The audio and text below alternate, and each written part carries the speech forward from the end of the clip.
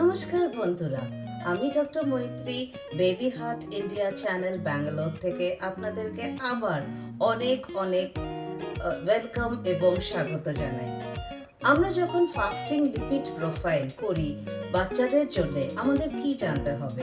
Total cholesterol যদি অনেক বেশি থাকে, যেরকম 175-এর বেশি, তখন আমাদের খুব ভালো করে দেখতে হয় ভালো কোলেস্ট্রল যেমন এইচডিএল কোলেস্ট্রল ও 45 বা তার বেশি আছে কিনা, নাকি ভালো কোলেস্ট্রল কম এবং খারাপ কোলেস্ট্রল এলডিএল কোলেস্ট্রল ও 100 বা 110-এর বেশি আছে।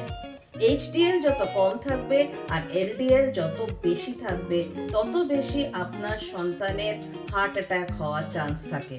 কিন্তু খুব সাবধান, এদের দুজন ছাড়াও আরেকজন তৃতীয় রাক্ষস আছে যে এই মাংকিটার মতো আছে, তাকে আমরা বলি ট্রাইগ্লিসারাইড।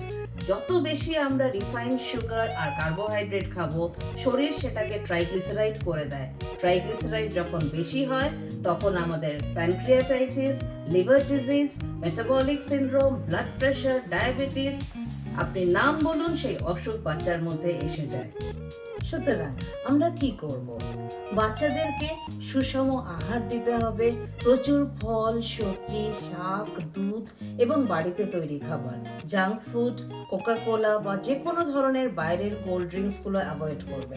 বাচ্চারা ছুটোছুটি করে খেলবে, যোগ ব্যায়াম করবে, প্রাণায়াম করবে, স্ক্রিন থেকে দূরে থাকবে, বাইরে গিয়ে খেলবে এবং মানসিক চাপ থাকবে না।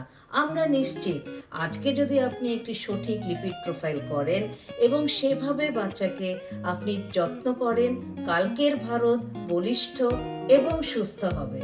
এই ভিডিওটি আপনার ভালো লাগলে অবশ্যই অন্যদের সঙ্গে শেয়ার করবেন, লাইক করবেন এবং কমেন্ট করবেন। That's it. Thank you. আদাব।